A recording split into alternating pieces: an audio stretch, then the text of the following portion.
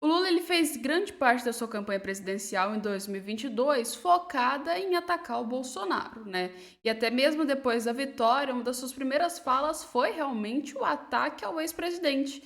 E assim, já passou um ano e Lula ainda não entendeu que essa vibe de campanha eleitoral e atacar o Bolsonaro já está enchendo o saco. E que além disso, todo mundo já entendeu o que Lula queria dizer, chamando Bolsonaro de genocida e outras coisas. Mas o Luiz Inácio Lula da Silva não para não, tá? Ó, no Ceará, apenas em 2024, Lula ele defende nordestinos e depois ele critica o Bolsonaro. E assim, qualquer palco, qualquer motivo que seja possível no Brasil de citar o Bolsonaro, o governo do PT consegue fazer isso, né?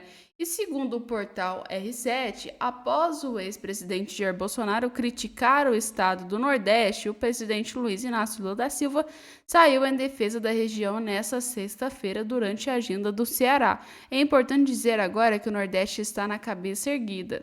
O Nordeste não quer exportar empregados domésticos, ele quer exportar professores, físicos, químicos, médicos, engenheiros, pessoas importantes. Só nessa fala ele já conseguiu desmerecer umas 4 classes de trabalhadores. Mas vamos continuar.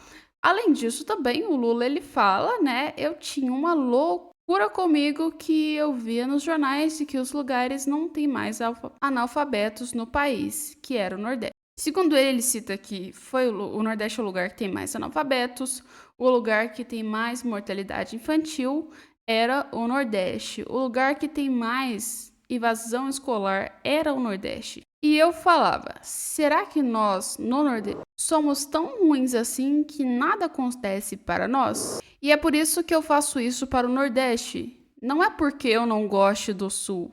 Eu devo tudo a minha vida a São Paulo. Mas é preciso que a gente torne o Brasil mais igual, pouco a pouco. Pois é, a linha do Lula para vocês. Ele cita que ele não tem preferência pelo Nordeste porque ele gosta só do Nordeste. Sim, porque o Nordeste precisa mais do seu apoio do que os outros lugares. Pois é, Lula, tenho que te dizer uma coisa: você não é presidente só do Nordeste, tá? E segundo, todo o Brasil precisa de apoio, tanto no Nordeste quanto no Sul, tá? E outra coisinha, deixa eu te explicar. Uma fala como essa não vai resolver os problemas. Então, em vez de começar a dizer falas, só falar, que tal começar a resolver os problemas do Nordeste? Porque nenhum dos problemas citados até agora a gente viu que você conseguiu resolver. E ainda mais a fala que o Lula disse, que é uma fala pior do que essa. Ah, legal, a gente precisa exportar pessoas importantes, que sejam químicos, tananã. Ele desmereceu várias classes, como as empregadas, e assim, exportar? Essas pessoas tinham que ficar dentro do Nordeste, ou seja, se tivesse o apoio, uma estrutura muito melhor dos próprios governadores e até mesmo do governo federal para o financiamento do Nordeste, essas pessoas não precisariam nem sair para procurar emprego em outros lugares. Aí é momentos como esse que você olha para mim e fala: Alessandra, você é doida. Já fui no Nordeste, já fui em Porto Seguro, já fui em João Pessoa, já fui em vários lugares do Nordeste. E o Nordeste não é ruim, não. Realmente, esses lugares, grandes capitais, as estruturas das grandes cidades no Nordeste não são tão diferentes das estruturas de outras cidades de outros lugares. Vocês entendem isso? Só que quando você pega para viajar, isso aí eu posso falar porque eu já fui, já vi na risca o que já aconteceu, já fui para todo quanto é lugar do Brasil que você já imaginar, tanto pro lado do sul quanto pro lado do Nordeste, tanto pro Centro-Oeste ou tanto para outra região. Mas, quando você entra dentro do Nordeste mesmo, você vê a diferença.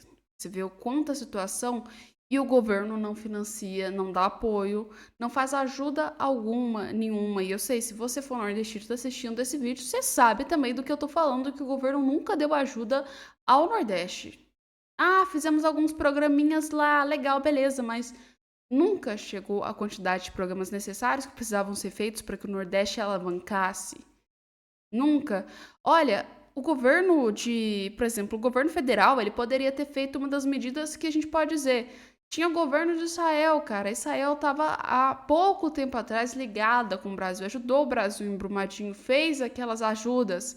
E lá em Israel, eles conseguiram arrumar um sistema de tirar água do deserto, para vocês terem noção. O governo, se quisesse ajudar o Nordeste com a questão de seca, poderia entrar em contato com o governo de Israel, falar: explica como é que você fez, colega. Implementa no Nordeste. Você já ia ver uma melhora muito mais. São programas simples, programas que assim não necessitam de grana exorbitante para você fazer. São programas que são viáveis, são programas que precisam, que as pessoas precisam. E o governo não dá esse apoio. E aliás, não é só na parte do Nordeste, não, tá? Para quem acha, tem gente que. Tem gente, tá? Tô falando que é todo mundo, mas tem gente que acha que o Nordeste é o lugar mais pobre do Brasil. O Nordeste é um dos lugares que ninguém quer ir. É só pobreza, gente. Não é assim, não, tá? O Nordeste tem lugares ótimos e muito ricos. Tem lugares também que a gente tem pobreza, mas da mesma forma do Sul. O Sul também tem lugares que são ótimos, são lindos, mas também tem lugares que tem pobreza. Ou seja, ambos os dois lados precisam de ajuda do governo federal. Só que as ajudas e as medidas são diferentes, tá bom? Então, resumindo, você chega, o Nordeste é uma implementação totalmente diferente, a gente tem uma vegetação diferente, a gente tem um povo que tem uma cultura diferente. E o Sul é a mesma coisa, uma cultura diferente, uma vegetação diferente, um sistema diferente.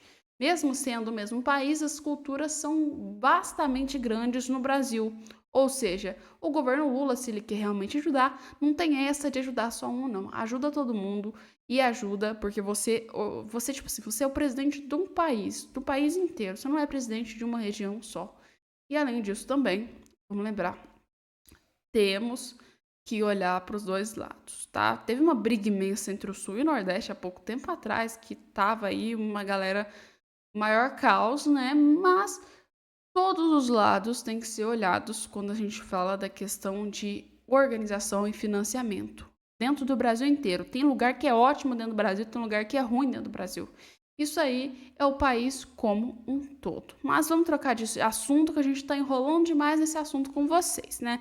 E, aliás, quero saber o comentário de vocês. O que vocês acham? O Nordeste realmente precisa de mais ajuda? O Sul precisa de mais ajuda? O que precisa de ajuda? Você concorda comigo que o Brasil inteiro tem seus problemas e que esses problemas têm que ser olhados como um todo? Ou você acha que é igual o Lula? Faz aí que prefere um, só que na verdade você acaba humilhando os próprios que você disse que prefere na sua própria fala. Pois é. E falando de humilhação, né? das Outra eleições. pessoa que não concordou foi aí, né, o Waka, que meio olhou pro Lula e falou: colega, você não tá muito bem, não. Deixa eu te explicar uma coisa. Pois é, assim que vocês vão entender. Enquanto Brasil, Colômbia e México soltavam um comunicado conjunto pedindo que a ditadura venezuelana divulgue o mais rápido possível as atas das urnas de domingo e que os resultados sejam imparcialmente verificados. Até agora, o ditador Nicolás Maduro só não publicou as atas porque não quis, e ninguém sabe como seria uma verificação imparcial, dado o fato de que todas as instituições que lidam com eleições no país são dominadas inteiramente pelo regime chavista. A situação criada por Maduro superou o velho esquema esquerda versus direita. Reflete hoje um outro tipo de rachadura internacional. Pois o que se entende que está em jogo em escala planetária e é exemplificado na Venezuela é a defesa de valores democráticos contra aqueles que querem sufocar a oposição e governar pela força. A crise venezuelana é uma crise em torno de respeitar ou não valores universais de direitos humanos e liberdades civis. Mas, ao tratar a questão como um problema de esquerdistas amigos enfrentando direitistas inimigos, o governo Lula III está colocando o Brasil do lado errado da história. Os Estados Unidos reconheceram hoje o candidato da oposição na Venezuela como vencedor das eleições. Enquanto Brasil, Colômbia e México soltavam um comunicado conjunto pedindo que a ditadura venezuelana divulgue o mais rápido possível as atas das urnas de domingo e que os resultados sejam imparcialmente. Vocês viram, né? Os Estados Unidos já reconheceu. Os Estados Unidos tem um governo de esquerda, mas reconheceu. Vários países que têm governo de esquerdas reconheceram essas eleições. Só que alguns países Possivelmente, vamos dizer, Colômbia, México e Brasil, os mais conhecidos quando se fala de narcotráfico, resolveram fingir que não estão coniventes, né? Que estão esperando uma ata, que estão esperando alguma coisa. Resolveram não falar tanto sobre a Venezuela, esconder os fatos do que está acontecendo na Venezuela, porque provavelmente ou então são inocentes ou então são coniventes com o regime de Nicolás Maduro. E todo mundo sabe disso, né?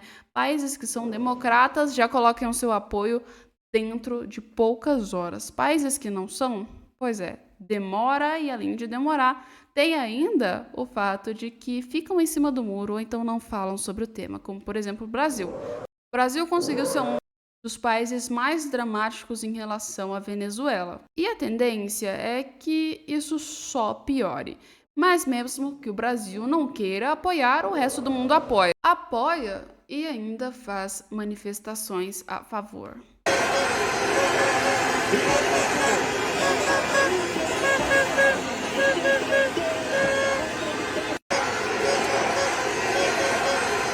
Vocês estão vendo, gente, as manifestações que estão acontecendo. A gente está vendo uma rebelião mundial, entre aspas, contra o Nicolás Maduro. Várias pessoas e vários venezuelanos que estão espalhados no mundo estão se unindo de suas áreas, aliás, para fazer essa manifestação contra o governo de Nicolás Maduro, ou seja, um governo ditatorial e autoritário. E já que a gente citou governo autoritário, governo ditatorial e governo conivente, a gente tem o fato de que a Rússia é um dos que entram no top 10 de ditaduras. Pois é, galera. E aliás, Putin já tá aí já foi, na verdade, condenado pelo TPI, né? Agora não pode viajar para quase lugar nenhum, mas quem tá lá dentro preso tem que ser entregue, pelo menos os norte-americanos. Dá uma olhada. O Biden e a Kamala, né, eles receberam um repórter do Wall Street Journal libertado em troca dos prisioneiros com a Rússia. Pois é, parece que é da essência de países de regimes extremos manter jornalistas presos, né? Eu acho que isso aí já virou uma coisa de países que não são muito democratas, né? A gente sabe da Venezuela, a gente sabe do Brasil, mas a gente sabe da Venezuela, da Rússia, mas tem outro que tá aí no nome, né, gente? Põe o nome de vocês aí, põe o nome.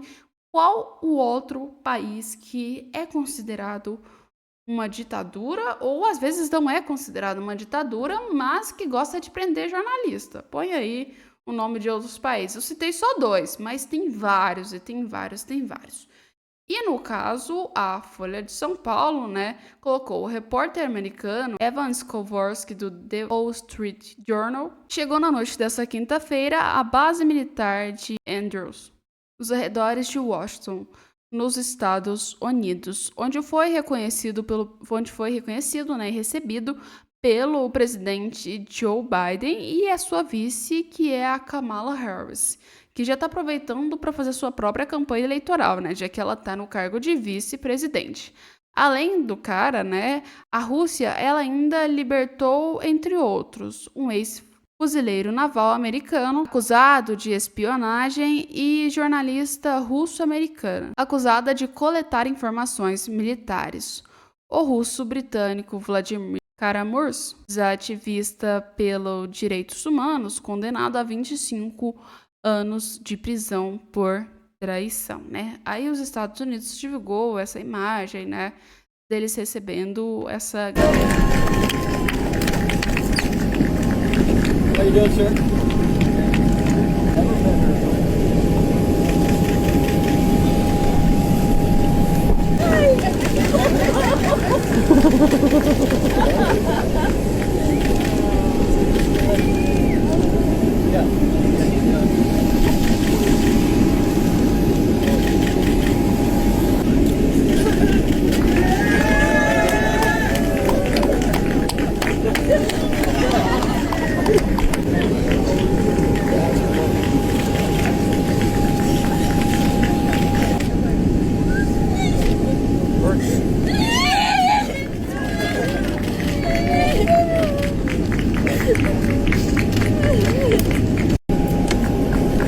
Viram, né, as imagens da Kamala Harris e o Biden recebendo essas pessoas. E o governo russo faz essas atrocidades claramente. Um governo que, assim, não tem nada de democrático. Pois é mesmo. Mas a Kamala Harris ainda usa os fatos como uma estratégia de campanha, porque como ela já está na vice-presidência mesmo, ela tem alguns privilégios de um vice-presidente e que podem ajudar ela com certeza numa campanha eleitoral.